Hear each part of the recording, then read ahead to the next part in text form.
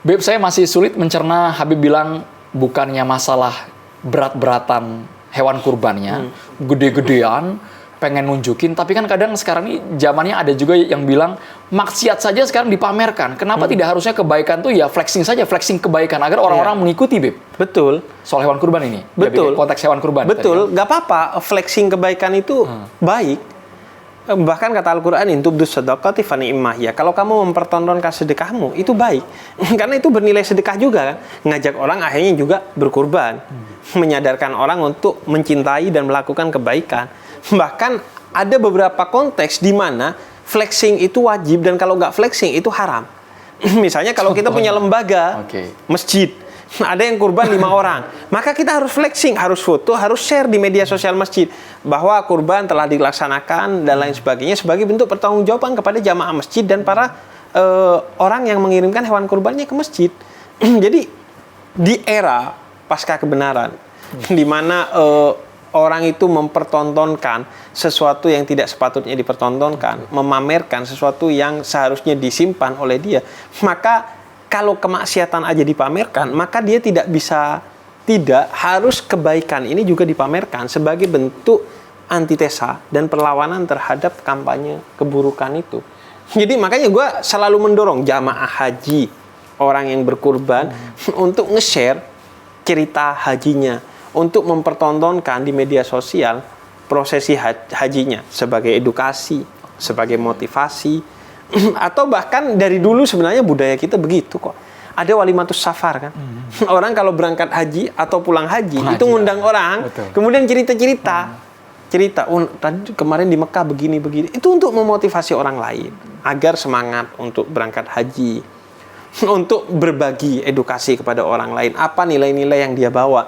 Makanya dulu bahkan budaya kita kan pulang haji dikasih gelar haji, pakai kopiah putih. Kalau orang Madura, Jawa Timur tuh pakai kopiah putih. Itu sebenarnya beberapa riset menyebutkan itu bikinan Belanda.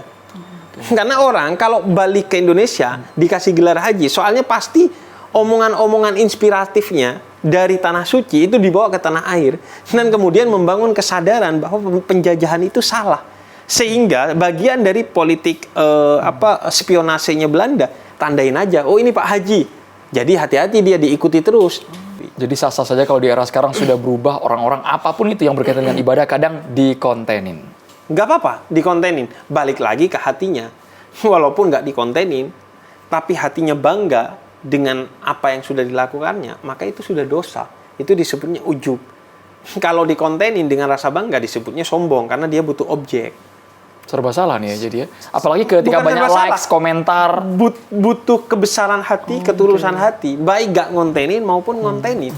Bahkan orang sedekah aja, kalaupun gak dikontenin, tapi ada perasaan, wah gue lebih dari dia, maka itu aja tidak sesuai dengan nilai sedekah yang dikehendaki Tuhan dalam Al-Quran. Kata Al-Quran bahwa jangan sampai sedekahmu membuat kamu merasa lebih dari orang yang menerima sedekahmu. Masya Allah. Kalau saya lihat Habib kayak ilmu, ya giat juga terus wawasan pengetahuan apapun diserap dari berbagai kalangan. Kalau anak-anak muda sekarang, Bib, fenomenanya seperti apa, Bib? Saya rasa kayaknya kita sekarang lebih apal statue-statue sama Velocity dibandingkan mungkin pengetahuan agama mungkin. Ya, Bib, ya, bukannya suzon, tapi kayaknya anak-anak sekolah dasar, SMP, SMA kayaknya lebih apal tren-tren yang ada di TikTok. Sebenarnya kan? Anak muda sekarang itu minat mengguruinya tinggi kan? Iya kan? Minat menggurui mereka tinggi. Begitu kita nge-share sesuatu, dia kasih kesan-kesan untuk menggurui. Seharusnya begini, jangan begitu, dan lain sebagainya. Orang Islam kok begini, orang Indonesia kok begitu. Minat menggurui anak muda kita itu tinggi. Tapi masalahnya, minat jadi guru rendah. Karena mereka hanya suka menggurui berbasis ego, tapi diminta untuk jadi guru dengan tulus, dia gak mau. Karena dia harus belajar, dia harus sabar, dan gajinya di bawah UMR. Jadi akhirnya minat mengguruinya tinggi, minat jadi gurunya rendah. Makanya sekarang kita kan sedang ada di bonus demografi. Betul. 60% populasi orang Indonesia itu adalah anak muda. Maka memang sudah sepatutnya orang-orang itu memiliki orientasi bagaimana membangun mental, kemudian intelektual dan spiritualitas anak muda itu. Tidak hanya memikirkan tentang bagaimana pergulatan politik, bagaimana soal ekonomi dan lain sebagainya. Kan sekarang anak muda itu disibukkan dengan flexing, Betul. harta, Betul. dengan hal-hal yang sifatnya luaran saja. Luarnya apa ya? Visual semua mungkin Bebe. Visual semua. Pencapaian itu dihitung dengan hal-hal yang sifatnya material. Betul. Gini aja lah, koleksi aja sekarang itu. Itu kan koleksinya hal-hal yang sifatnya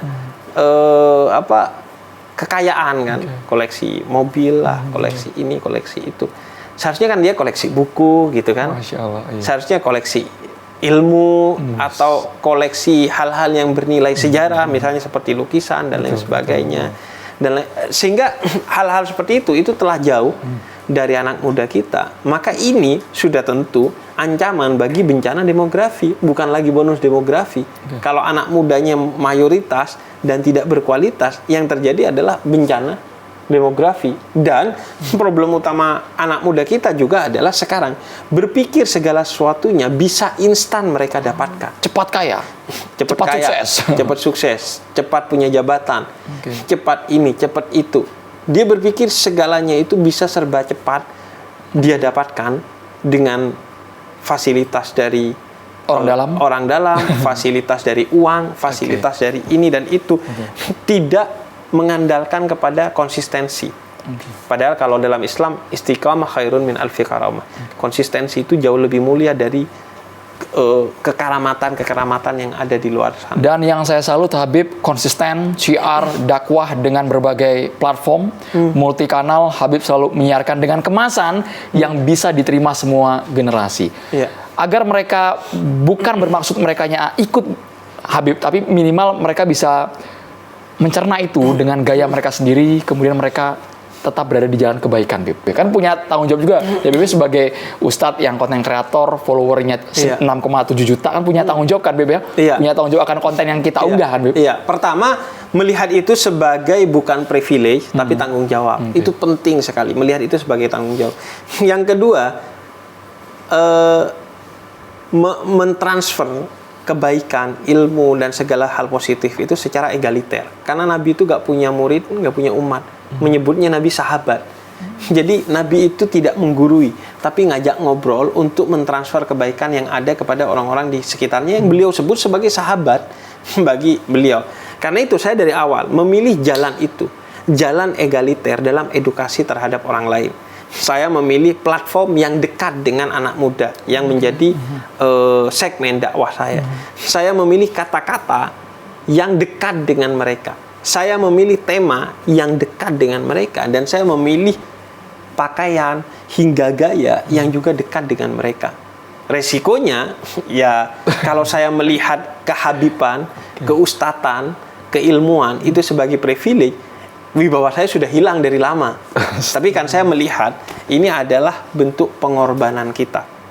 Karena kurban itu mengajarkan kepada kita bahwa seringkali kita itu tidak mau berkorban, justru siap menjadikan orang korban bagi kesuksesan kita.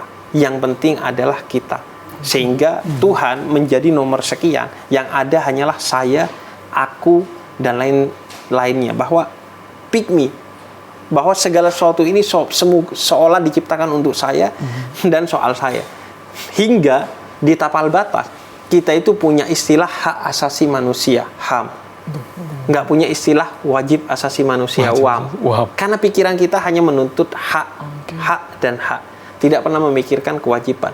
Maka kurban mengajarkan kepada kita untuk berkorban bagi orang lain, bagi segala kebaikan, karena itu sejati-jatinya kehormatan, bukan mengorbankan orang lain untuk mendapatkan privilege yang kita sangka itulah kehormatan bagi kita. Masya Allah, luar biasa bersama dengan Habib Jafar, one on the spot. Sama-sama kita merayakan Hari Raya Idul Adha. Kita doakan yang pulang haji mabrur. Amin. Mabrurah. Ya, Habib ya. Yang belum berangkat haji juga insya Allah karena niatnya sudah ada dan menjadi haji yang mabrur tanpa pernah ke Baitullah. Baik. Semoga one on the spot terus menebarkan kebaikan, informasi yang based on fakta dan juga data untuk Anda. Pemirsa, saya Andromeda Mercury, terima kasih. Sampai jumpa.